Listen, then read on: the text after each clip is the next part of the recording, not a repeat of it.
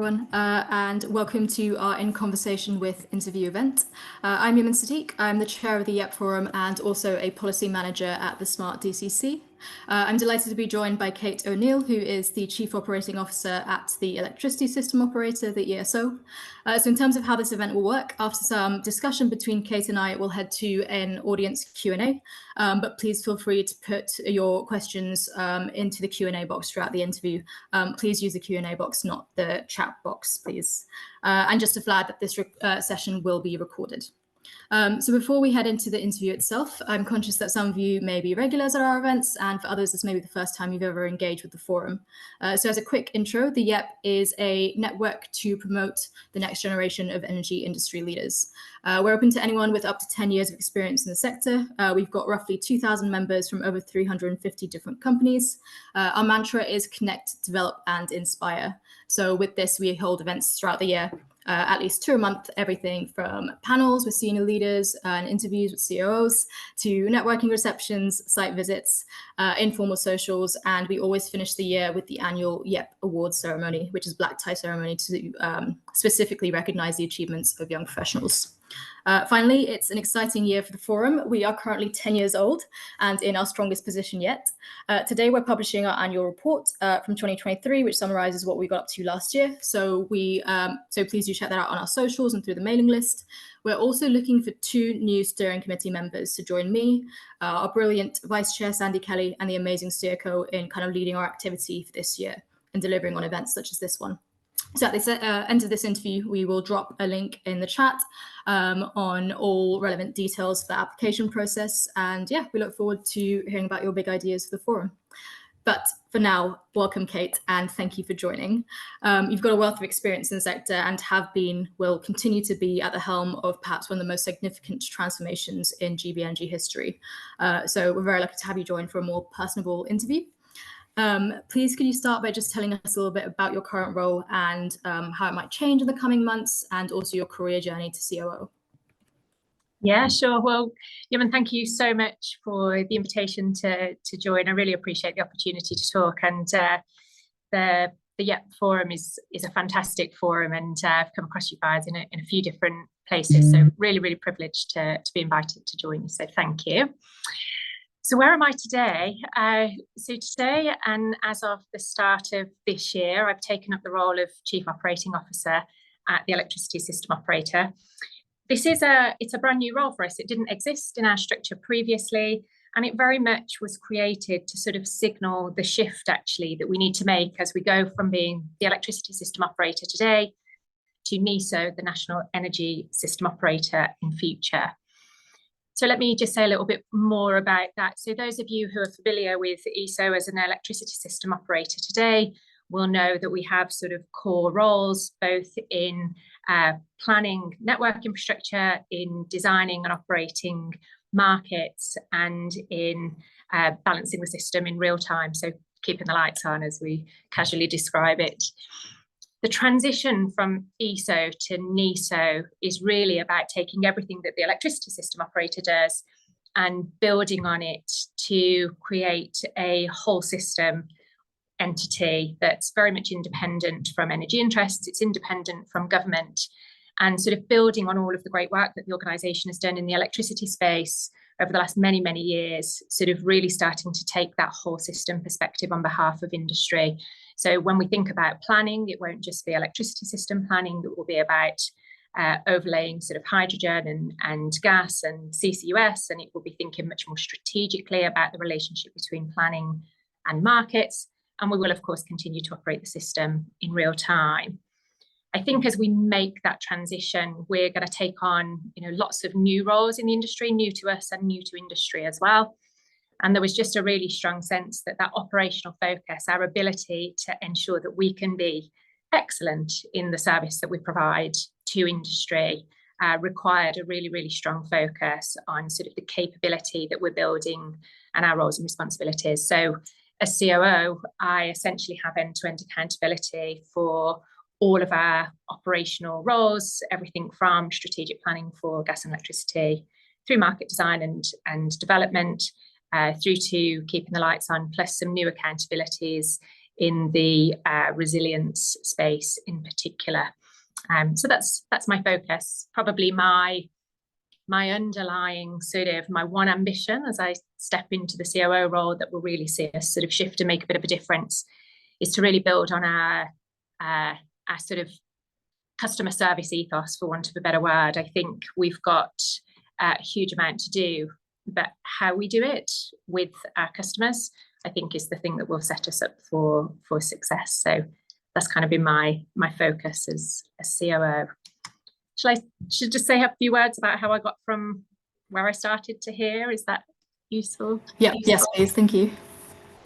So I actually joined National Grid on the graduate scheme. In fact, I joined National Grid in a sort of a part-time role. I did an industrial placement here before I joined the graduate scheme. Really enjoyed that, had some fantastic opportunities to do meaningful work really early on, and therefore was sort of inspired to join the organisation and stay. That was 20 years ago, so time really does fly when you're having fun, I guess. And over the course of that time in National Grid, I've pretty much covered the full gamut of everything that we do. So I started off in electricity transmission. I then worked for a few years in gas distribution, so much, much closer to the customer. I had some sort of corporate centre commercial roles. I was John Pettigrew, our group CEO's exec advisor for a few years. And then I spent some time out in US business where we own electricity distribution. We didn't own electricity distribution in the UK at that point. So that was my first foray into ED before I came back and joined the system operator in 2018. And in my time in the system operator, I sort of ran strategy and regulation. So designed the first standalone price control for an independent system operator. Then I ran markets, got a really good grounding in what we actually do and the sort of the real-time interface with the control room, and built those customer relationships. And then most recently, before taking up the COO role, had the real privilege, and I do mean that, the real privilege of being accountable for running the FSO programme. So both figuring out how to separate us out from National Grid to stand up the new entity, but also designing what we wanted the FSO, or NESO as we now know it, to be, to do, how we wanted it to feel, what capability we needed, kind of what we stand for, what's important to us. So whistle-stop tour, but hopefully gives you a bit of a sense that whilst I have spent 20 years in one organisation, really, really good grounding right across the energy sector. Amazing, thank you. And also thank you for clarifying that it's NESO. I wanted to let you say it first before I did, just in case. And yeah, very cool. I didn't know that the electricity distribution business started in the States. That's very, interesting. So yeah, coming back to that point, really, in your time in the States, that side of the business, so definitely somewhat of a leap of faith to move to a different country. Can you give us an idea of the kind of things you have to consider when making those kind of really big career decisions? And then also how you brought yourself to the point where you were able, confident enough to go for it as well? Yeah, thank you. I say is, for me, it probably was massive. And it was those things in the back of my mind. Being part of a national energy company was always that looks like a fantastic opportunity. I wonder if I'll ever get a chance to explore that. So when the opportunity came up, I was very keen to take it. But if I sort of step back and reflect on the question, what does make these big career sort of hard? I think there's probably two parts to it, right? The simplest one for me maybe is to put it in one of two categories. Is this a sort of a one-way door? You walk through it, you're never walking back. Therefore, it is a really important decision, and you should take some really significant time and an effort to think it through and ensure it's the right answer for you. But to the extent it's a two-way door, you can walk through it, you'll learn something, it may be fantastic, it may not, you can always walk back. I think for me, in some respects, takes the pressure off the really big decision and helps you to see it more for what it is, which is some combination of an opportunity and a challenge, something to be explored if you feel up for the exploration, and something that I'll never say it's a no regrets, but if you can walk back, ultimately, in some way, shape or form, it's probably a fairly low regrets or somewhat low regrets decision. So I think that can help kind of break up the big chunky question. From a career development perspective, I think one of the things I've tried to have in mind, I've never had a really strict sort of career plan in mind. I didn't have a destination particularly that I was aiming for, but I have tried to be a little bit more thoughtful, particularly in recent years, of what am I going to gain by spending X years, 2 or 3 years of my career in any particular role? And is that experience, importantly, is it going to be enjoyable?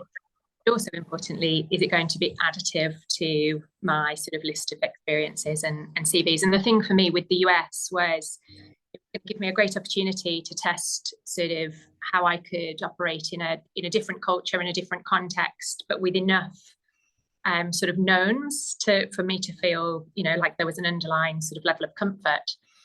But also it was going to give me an opportunity to operate under a different political and regulatory context, and in an entity different to the UK, or with sort of access to different parts of the energy market. So it felt very much added. The final thing I'll say, and it was very particular to the position that I was in at the time. I got 3 children, and my youngest was 1 when I got the opportunity to go to the US. My kids were 1, 4, and 7. So I think more than anything for me, that particular big decision in my life was really one of, is this going to work for me and my family?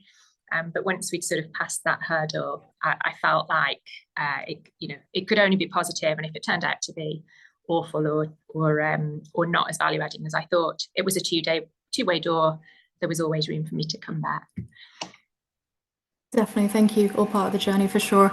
You made a good point about working in a different culture is just as much as a skill as working in a different political and regulatory environment. So yeah, on that note, was there any kind of service regulation and framework that you think works particularly well in the US back then or now? I know obviously very, very different environment with how devolved the states are. But yeah, anything that you think we should bring over here? So I don't know necessarily things to bring over here. The environment is definitely very different. So to give a bit of context to that, the things that I really had to try and get my head around when I arrived was that you've got state regulation and federal regulation. So if you think it's tough here getting things through one regulator, imagine then having to also sort of take into account all of the federal level regulation, which means you just differently. The other thing that was really interesting to try and figure out, in the US, regulated utilities, although there is some separation, there is unbundling, if you like, of the retail bit. It does exist as a possibility. It's not that widespread. So regulated utilities, for the most part, particularly as using National Grid as an example, runs all the way through to billing the customer. So that creates a really, really different environment where the utility can have a very different relationship with the customer to the relationship that National Grid has here in the UK. I really enjoyed that. I think one of the potential downfalls, I'm not tarring all utilities with the same brush or saying it's necessarily as true as it perhaps once was, but there is a little bit of a sense of a sort of a regulated utility bubble that you can operate in, because you are one step removed. You're not the retail interface with the customer. You know, the bill that arrives on their doorstep doesn't have your name in it. It allows you a level of separation. And I think in the US, the various benefit of that. So I spent a lot of time in the US, bearing in mind this was not far off of 10 years ago, trying to think about demand side response and how do you get households respond to price signals and sort of flexibility drivers. And we built sort of model demand side propositions way before it was really being thought about in any meaningful way here. And I found that really, really interesting. The UK obviously has moved on massively since then, but it was good learning for me. I enjoyed being in that very different context. Amazing, thank you, Kate. So yeah, kind of looking ahead, we've got a general election at some point this year coming up. What's kind of one key policy ask or enabler you would like to see in the upcoming party manifestos, or even just for this next government to do in general?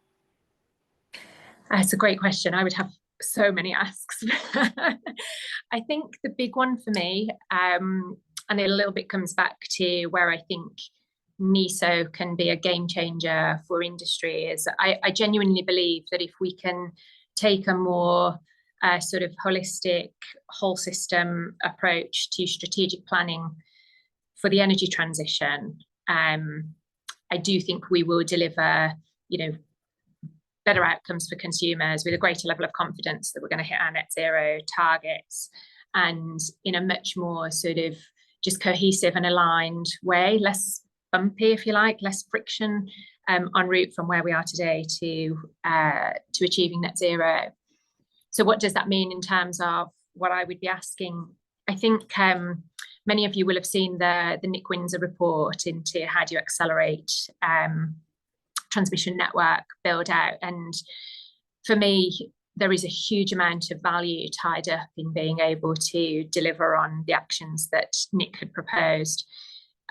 We have to get the delivery timelines down for infrastructure build in all scenarios, right? It's an absolute no regret decision. There's loads of other things we need to do on the system, not diminishing any of those, but in all scenarios, we need to build more network infrastructure so that we can get more stuff connected, so that that stuff can contribute to the transition. And we will need really strong sort of legislation, policy intervention, regulatory change to really affect those, whether it's reduced planning timelines, whether it's better support for the TOs in establishing a needs case and getting through to that sort of infrastructure build. I think if policy through the manifestos and through an early government can help unlock some of that, I think a lot of the other stuff will follow. I think as an industry, we're desperately waiting to sort of grab hold of and run with a lot of that transformation. But I think that for me is a really important key. Definitely, thank you, Kate. So before we head into the next few questions, just a reminder to put your questions into the Q&A box. So coming back to your career journey, Kate, and mindful that like earlier this month it was International Women's Day, we had LGBTQ+ History Month in February.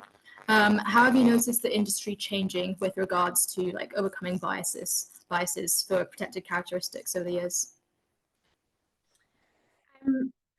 So just trying to get my lights to come back on, so here in darkness. I've seen a huge amount of change. 20 years in the industry, I think it's sort of it's inevitable that we've seen a lot of really positive, I think, really great change. A few things have changed. Before I come on to the DEI one, the other thing that's changed for me is when I joined the industry, there was such a strong engineering bias. I think I was the only, or one of very few sort of commercial or business grads to join the grad scheme. Back then it was entirely dominated in National Grid by engineering, and I think we've started to see a lot more valuing of a lot of broader skill sets, which is really, really important. On the DEI front, I think there've been changes in a number of areas. Probably the first and the most obvious is just the level of discussion, the regularity of discussion, sort of the overall discourse around DEI. And in our organisation in particular, what I've seen is we've got past the sort of the quite clunky, is it diversity and inclusion? How are they different? You know, what happens when you overlay the equity piece? We've progressed to a conversation that actually is about belonging. So we have lots of employee resource groups that focus on all sorts of protected characteristics, but sort of our wrapper around all of that is a belonging forum that says everybody in the industry, in our organisation, whether they're coming, going, where they've come from, should feel a sense of belonging at work.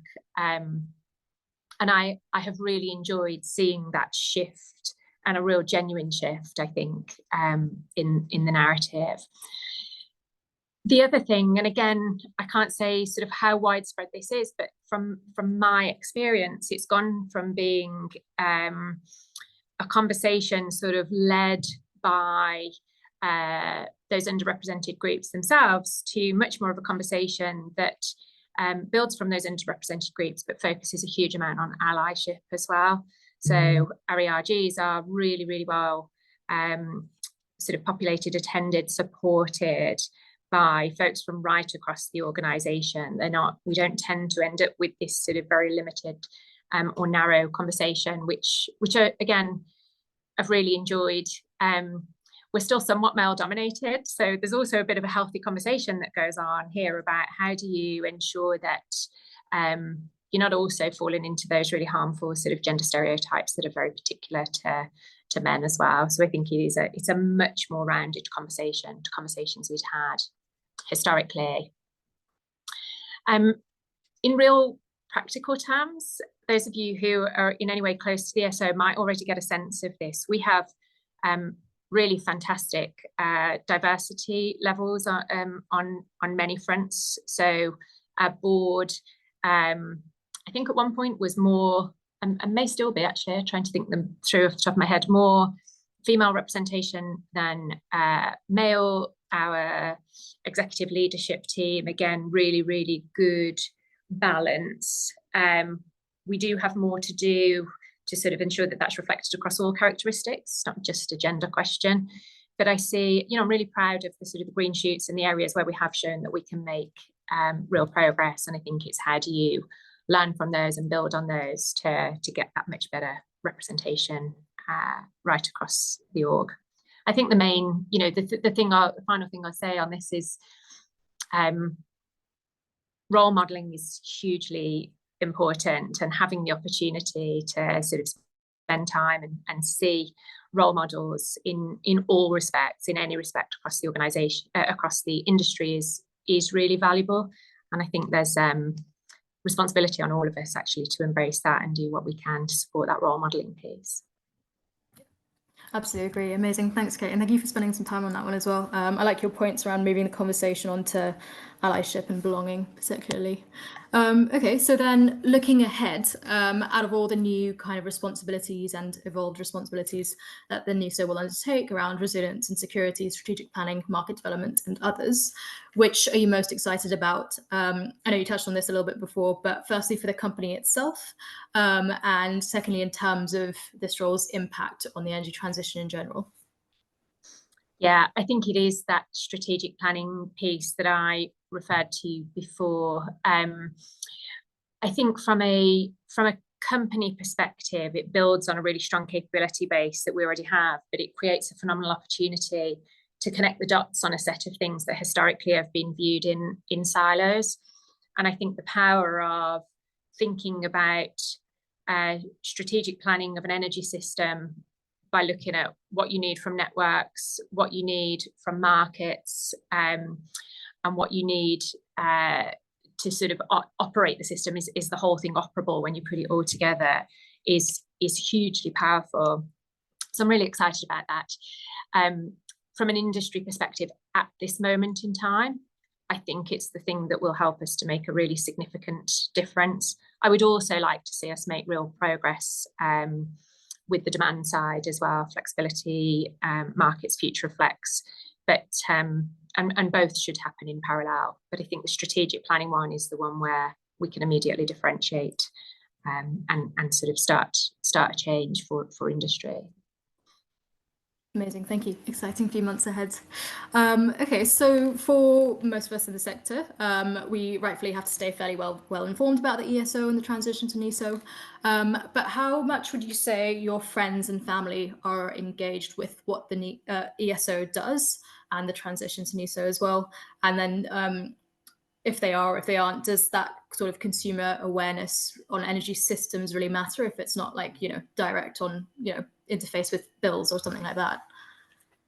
Yeah, I think there's still a relatively low level awareness, particularly of our organisation. If you're in the industry, it feels very central. If you're not in the industry, it's not the first. If you were asked to name an energy brand, it's certainly not the first energy company you would think of.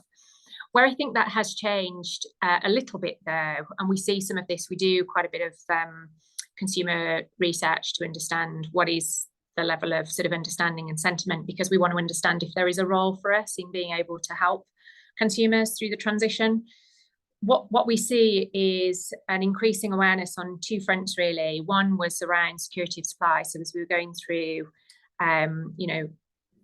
the knock-on impacts of Russia's illegal invasion of Ukraine, and security and energy security as part of that coming to the fore, I think there was an increasing awareness that there's a system operator at the centre of this whose role is to keep the lights on, and that we need to be really credible and need to be able to provide sort of comfort and confidence to our stakeholders, which ultimately then flows through to consumers on the overall resilience of the energy system. The other area where we've gained a little bit of recognition, still nothing like the energy retailers or anything like that, but a little bit of recognition was in the DFS product. So the demand flexibility service was the first time really in much of a meaningful way that consumers had that sort of opportunity to respond very directly to a need on the system. And different retailers dealt with it slightly differently, but I think in all cases ESO got a little bit of sort of recognition or sort of profile as to our role in it. My family just about know what I do. They think it's really valuable and really important, but they're never going to necessarily be able to differentiate us from any other institution. Sorry, I completely empathise with that point. Okay, so with regards to cross-sector strategic planning, that engagement with communities will become more and more important. So stakeholder engagement in general is quite a key activity and a behaviour to get. So what makes good stakeholder engagement? What are the behaviours and strategies that young professionals should build? Ooh, that's a great question. So I would say in some respects we're all still learning in this space, and the community engagement, particularly around some of the strategic planning work that we've been doing. You might have seen last week we published the Beyond 2030, the Transitional Central Strategic Network Plan. That involved us getting right to the heart of communities, particularly around some of those East Coast areas where there's potentially significant impacts. And we learned a ton, right? It's not a space that we've traditionally played. So we really learned a lot about how do you build those relationships from the outset? What does good look like to the stakeholders you're trying to engage in? So not what does good look like through your corporate lens of what you think the answer to strategic engagement is, stakeholder engagement is, but how does it need to look and feel on the ground for it to be really value adding and worthwhile? Typically, what we found was that being physically present was really important, being really transparent and making a significant effort to unpack the complexity and try and communicate in a way that was meaningful and engaging for our stakeholders was also really important. We in the industry assume a hell of a lot of knowledge and understanding when we talk, and you realise that when you're dealing with a different stakeholder base, particularly one that you're not familiar with or not skilled or experienced in communicating with, you have to think really hard about how to do that well. If I translate all of that into how do we as professionals think about our stakeholder relationships and our sort of building our understanding, I think forums like this offer a great example of how can you start to build relationships, networks, and start to kind of connect the dots for across things. Having moved around so much in my career in terms of the types of roles that I've done, I rely a huge amount on the ability to sort of ask good questions, sort of try to figure out where I need to look or who I might need to talk to on any given thing, and then rely on people's willingness to want to engage and want to help you sort of build understanding. So if I was to have any advice to young professionals, as well as being really curious, so, be informed, do your reading, understand what's going on across the sector, but then, take that opportunity to reach out, build networks, build relationships, and really think about doing the best you can to make that a two-way interaction, a two-way conversation. What can you give, as well as what can you usefully get back from those engagements? Absolutely, thank you. And thank you for the promo for the YEP forum as well. Okay, so we've got quite a few questions in the chat, but final question to you, Kate, from me, golden question. Looking back, would you have done anything differently over the course of your career? And if so, why? So I think I've been hugely fortunate in how my career has played out. I don't think I could have asked for sort of more diversity or much better opportunities. I think it's good practice to ask yourself the question of, am I in the right place at the right time for my career? I have asked myself many times, is it right to stay in one organisation for 20 years? It's really unusual nowadays. I don't imagine that many of your members are thinking that they're going to be in the same entity 20 years from now. But that happened to me because every opportunity I got in the organisation was new, it was additive, it was exciting, it was inspiring, it enabled me to do something purposeful. So I wouldn't change to the extent I wouldn't have, on reflection now in hindsight, wouldn't have left National Grid, but I do think it's really important to ask yourself the question, am I in the right place at the right time?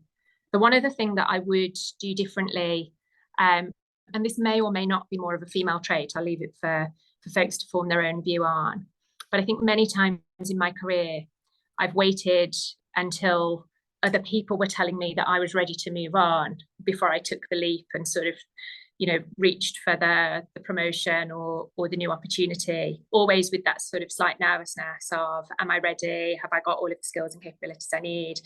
Am I equipped for this next step? And I think I probably could have moved. I'm very happy with where I got to, but I probably, in hindsight, could have moved a bit further and a bit faster if I'd have been willing to more proactively take some of those leaps. Yeah, thank you, Kate. I think that's, definitely one for young professionals in general as well. So, okay, cool. We are into the second half of the interview now. We've got quite a few questions from the audience already. Lots, actually. So I think I'm going to have to put a few of them together. But please do, as I say these, please do continue writing in the Q&A box, and we'll try and get through as many as possible. Okay, so Kate, someone has asked, what struck you as the most challenging thing moving countries? Can be professional or personal. I think on a personal level, I was completely unprepared. I went into it with loads of positivity and excitement and very little practical consideration of what it takes to move countries, particularly with 3 young children. So I think, doing your research, doing your homework, I still would always advocate going for it. Like, one theme for me in my career is if I have a chance to say yes to something, 99 times out of 100, I'm going to say yes, because I really enjoy the sort of just the potential or the possibility. But I massively underestimated the impact of picking my family up, moving them, and the guilt I would feel when it was a bit bumpy when we first arrived. And I was trying to manage that guilt alongside trying to prove myself in a new, really big role in a culture and an environment and an organisation that, if I'm honest, was wondering why I was there, what the hell I was doing, and why one of them wasn't in my seat. So that was probably the biggest challenge. So a bit more homework and a bit more preparation probably would have been useful. That's all fair enough. Out of interest, which state were you in?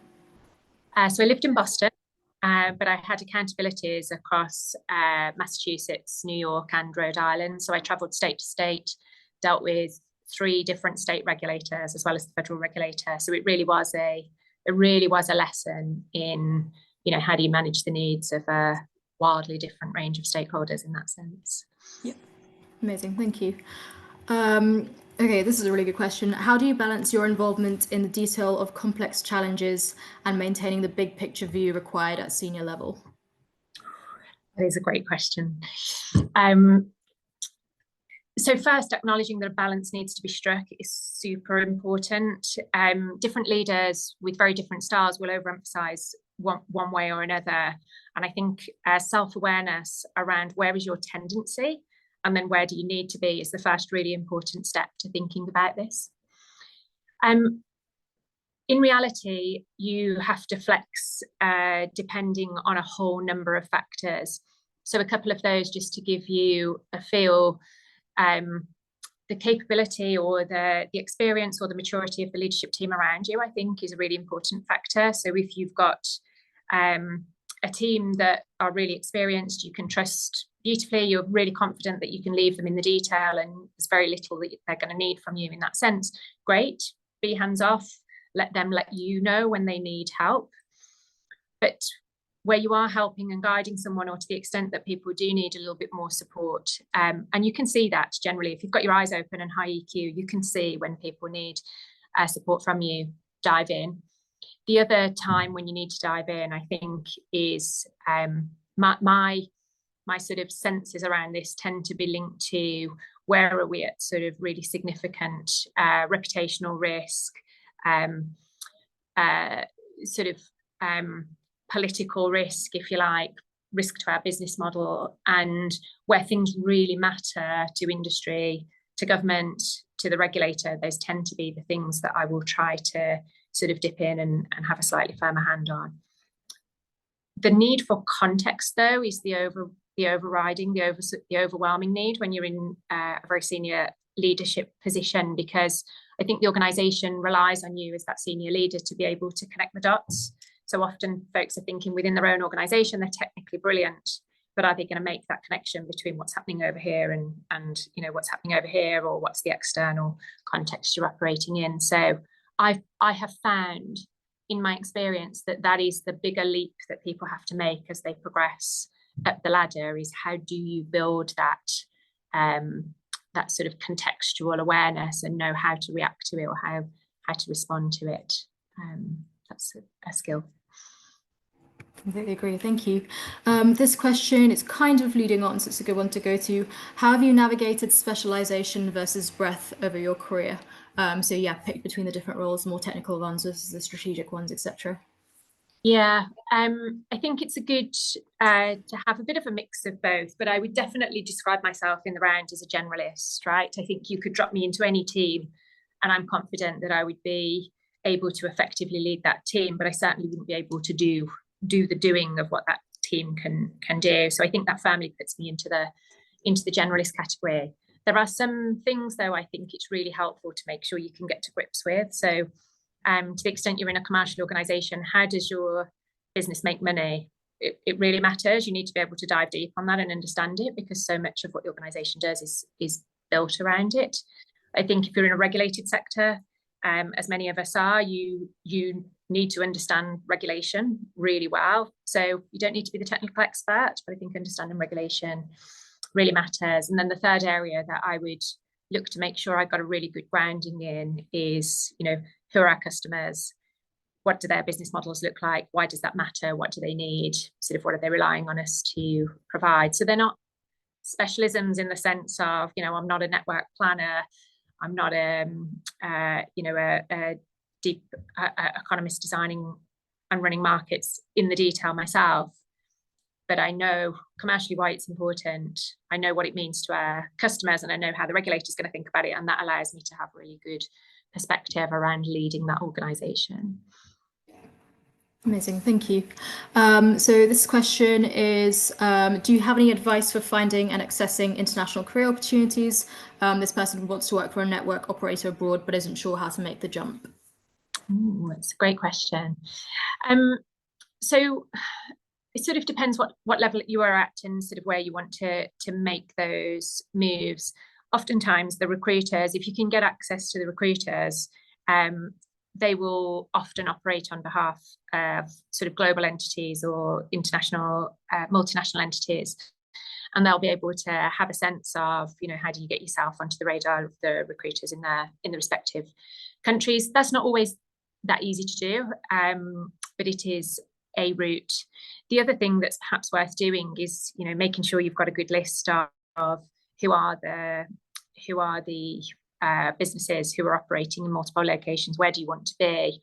And then can you start to try and build a network? You can be quite deliberate with these things if you choose to, and then ask people to help you sort of connect those dots. Amazing, thank you. So just an FYI for the audience, we've got over 20 questions in the Q&A. I'm going to try and group the ones on career, skills, etc. first, and then we'll cover some of the specifics about NESO later on. So this is also a really good question. Following on from your point that your family just about understand what your job is, any tips for energy sector professionals on how to explain what our job is to our family and friends? This task has only gotten more difficult for me as my career has become more technical. Yeah. So I was on a training program last week, finishing up some studying that I've been doing, and I ended up at a whiteboard trying to explain to a global group of non-energy industry professionals who National Grid are, what NESO are, and what I do, and it was almost impossible. What I would say, maybe if you're actually really trying to make a connection with the person that you're trying to explain to, they don't actually need to know the technical details of what you do, and maybe a better place to start is with the purpose. So why does the organization that you're in matter, and then why does the role that you do matter? And the more you can translate that into through their eyes, so think of them as a consumer, or don't think about them as a family member that you're trying to explain the technicalities of your job, but think about them in relation to the energy system, and then, you know, why does what you do matters. So when you work in the system operator, like our whole mantra forever when people ask what do you do is like, we keep the lights on. It's not quite true anymore. Like, it's one component part of this whole other set of things that we do. But for people at home, they can really quickly make sense of, oh, okay, I get that. Someone somewhere is pushing some buttons and making sure that the lights stay on every second. So find your equivalent of that and then try to build out a picture around it, I would say. Good tips, thank you. Next question is, any tips from going from an individual contributor to a manager to a leader? Yeah, again, I mean, I love the fact that someone's thought to ask the question, because to my mind, just being aware that there are differences in those spaces, I think really, really matters. I think the shift from individual contributor to manager can be learned in some respects. I don't want to diminish it at all, and doing it really well, you know, requires, again, first and foremost, a level of EQ that you don't have to necessarily have as an individual contributor, but you can learn how to manage, right? Run systems and processes around sort of managing people. I think the bigger transition, typically to my mind, is the transition to those leadership roles where you go from being responsible for someone's sort of pastoral care, pay, rewards, whatever, and directing their work, to being responsible for setting strategy and shaping the direction of a team. And that requires, connecting back to my previous answer, context. So you can't be a leader if you live in a bubble. You can only be a leader if you've got some context as to what's going on around you. I use this analogy with my team. Sorry to take up time on this, but I think it's useful. One of the differences, I describe it, can you see this? I'm making a T with my hands. When you're running a team, this matters. Like your team, you're the leader, this is your team, this really matters. When you're a leader, this really matters. So it's you and the team next to you and the team next to you and the team next to them. This is your team. This is the context you need to be able to operate in order to be able to do that part really well. And I think not enough people recognise the step change it takes to go from being really good at that to building the networks, the relationships, the knowledge, the understanding, the context to be able to do that bit. Hope that's helpful. Yeah, no, that is really helpful. Thank you. Good explanation. Okay, I'm keen to get on to some of the questions around NESO now. This is a good bridge. How do you see the energy job market and career changing in the next 10 years? How will it be different than before and right now? Yeah, I think it's a really exciting market to be in. I've been saying for a while now, there's no better place to be than energy. And as a sector, you wouldn't have said that, 10 years ago, maybe not even 5 years ago.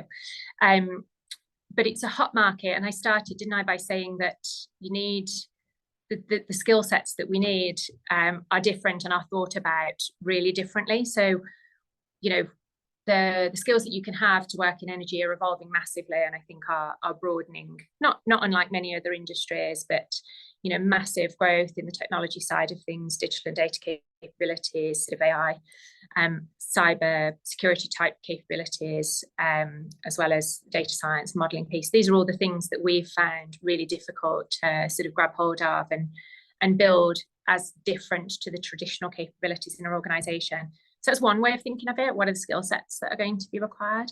The other thing that I think makes the energy market really interesting, the skills market really interesting, is what do people want? What makes for a really satisfying role, and how do you ensure that your industry can provide it? And, I said not many of you probably will end up with one organization for 20 years, but you also might not want to be in one organization where you've got to sit at one desk all day, every day and do one job. So I think a much greater level of flexibility and sort of agility around the contribution that people make in any organization. And maybe even, if you really think out of the box, what does a model look like where you don't just work for one organization, but it's much more your skills as a service? Sounds a bit like contracting, but I mean it in a much more sort of in a future forward sense. What's the art of the possible there? So I think watch this space. What I will say is it's getting increasingly difficult for us to recruit. There are so many roles, so great opportunities if you're in the market, really challenging if you're recruiting, just to compete with everybody else for those hugely valuable skills. Thank you. So next question is, with hydrogen not expected to prolong the business case of gas transmission assets, how will the decline of gas networks and potential stranded asset risks be managed? It's such a timely and important question, and one that I think we haven't quite figured out the answer to yet. So from NESO's perspective, I think we're really hopeful that we can build really good relationships with and a really good understanding of the gas network companies, the gas sector, that we can understand. We know what the current government's ambition is. I think it's important that we explore sort of variations of that when we think about what is the role of gas, so that we can then go on to say, okay, if we know what is the residual role of gas, how do you get from where you are today to where you need to be?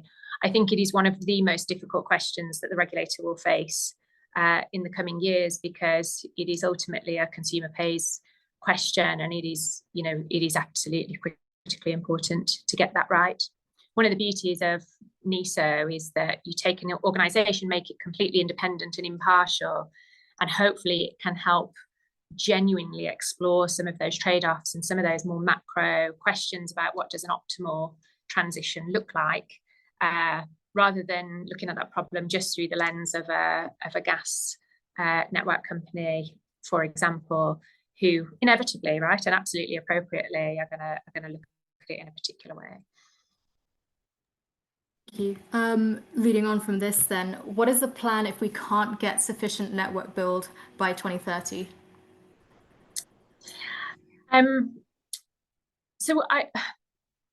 So the reality, if we were to fail to deliver the network infrastructure, I think ultimately is that we would be delayed in meeting our net zero targets. I don't think there's a route that gets you there without very significant build out of the network in order to connect the very significant new renewables that we need. We shouldn't put all of our eggs in the network's basket, though. I talked a little bit about the importance of flexibility. I think it's really important that we do make progress on those broader questions around the role of hydrogen, CCUS. How do you get those models to market? The long-term storage question, the long-duration storage question is, unanswered and needs to be accelerated, I think. So none of us want to miss those commitments, but it absolutely requires a change of gear and the unlocking of some really gnarly problems, I think. Thank you. So next question is, if the DFS service had a 3,000 megawatt per hour price, can it credibly assume that it will be a feasible tool once the price drops to the price of other system actions? So yeah, how will that market develop in future? Yeah, great question, and one that it's really in live debate actually in our organisation right now, because DFS was critically important at the moment in time that it was developed and implemented, and we were thrilled with both the way industry and the ESO came together to devise that product and the success with which we were able to launch it to consumers. And 3 gigawatts of capacity is no mean feat, and we've created a relationship with domestic consumers that we didn't previously have. The challenge, the question that's being raised in the question is a really, really good one, which is, if it's not sort of in the money on the face of it, if it's not the rational economic choice on the face of it, how do you trade that off against the long-term importance of building towards something that ultimately will give us access to domestic flexibility or demand-side flexibility? And it's a trade-offs question. Some of it is about investing now for sort of future value. And we hear both sides of the argument loud and clear. The work that we're doing right now is to say, what does that look like for this coming winter, 24, 25? And then what does it look like on a much more enduring basis, where what we hope we will ultimately achieve is a much more automated access to that flexibility, rather than consumers having to make a conscious decision to run their washing machine the following hour rather than in this hour. So it's all about the journey ultimately. Thank you. And this is a pretty good lead on then, roughly around what's next into where are the gaps in energy data, essentially. So this person has asked, what is the ESO's relationship with their data? Are there examples where the ESO is forward thinking in their management and use of data, or example where there's more work to be done? Yeah, great question. And honestly, an area I wish when you think about your own ongoing professional development, for me, data, digitalization, AI is one of those things I've always got in mind as something I'd love to go and learn a bit more about. I think, where are we as an organisation today, and where can we do more? Where are we doing well? We've come some way in the last few years. So we worked really hard over the last couple of years to create the data portal, where we put a lot of our raw data, which enables other organisations to sort of get access and do what they want with it. But it's a baby step in sort of the bigger picture potential of data for the industry. I think there's a lot of work going on with Ofgem at the moment around sort of roles in respect to data and digital, and to what extent do you need some sort of central orchestrator sort of setting standards and approaches for the industry to galvanise around. And then once you have that sort of orchestrator role, what are the set of sort of individual service roles that can then be taken up by different entities? I think that ESO is a really credible candidate, or NESO is a really credible candidate to sit more in that orchestrator space. But I think for us to go there, we'd want to be really solid in our understanding with the regulator and with industry as to what is that role, what does it need to do, why is it valuable, and what would it need to look like to actually add that value to industry. So some way to go on it. We're not the most advanced, but I wouldn't say we're the furthest behind either. Amazing, thank you. I think we're gonna have maybe 2 more questions, and I think that has to be it. This person has asked, any advice for reaching the end of a graduate scheme, thinking of how long to stay with one company afterwards? I'm not the person to ask. As you come to the end of the graduate scheme, I think you should reflect on typically I can talk to a lot of grads in a lot of organisations, the fantastic opportunities that you will have had to learn a lot. And there is some value in the short term of really leveraging that initial opportunity.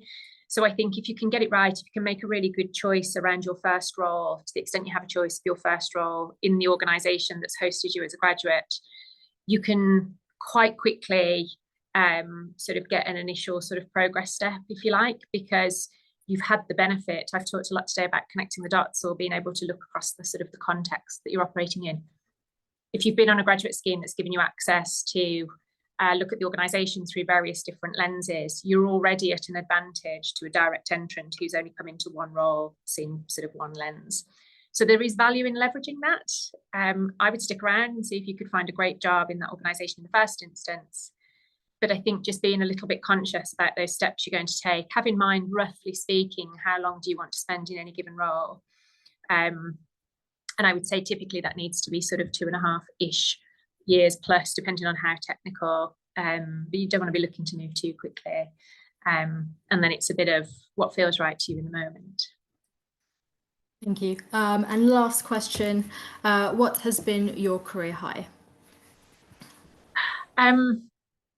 I think being given the opportunity to run the FSO programme, to me, has been the high. Getting it over the line, hopefully on or around 1st of July, will be the ultimate high. But I think having spent a lot of time in the industry and explored a lot about what it will take to make us jointly successful in the energy transition, I think being given the opportunity to sort of architect and then stand up one of what I hope will be the most central organisations to the transition was a huge privilege. I've learned so much, you know, in that, having that opportunity, and I think it's rare in your career that you would get the chance to do that. So that's been my main highlight so far. Nice, thank you. Okay, so I'm so sorry, everyone. These are amazing questions, but I'm keen to finish at 2 p.m. So I think that's the last one we have time for. To wrap up, clearly there's a really exciting few months ahead for the ESO and then the NESO. Firstly, a really big thank you to you, Kate, and thank you all for spending a lot of time on those questions. I think we got a lot of value and insight. Thank you to everyone in the audience and for your engagement. And finally, as I mentioned at the beginning, we have applications open for 2 new steering committee members. I'm just going to drop the links in the chat. I'm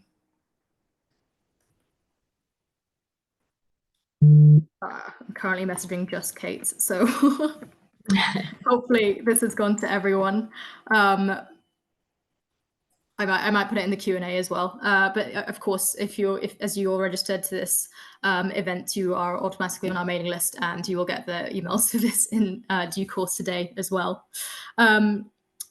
A quick promo for our next event as well. We are holding an in-person networking reception with National Grid and Arup on the 9th of April. There may still be tickets left, so please do come along and meet us there in person. So that's it. And thank you again, everyone. And thank you, Kate. Thank you very much. Lovely to see you. Bye-bye. Bye, everyone.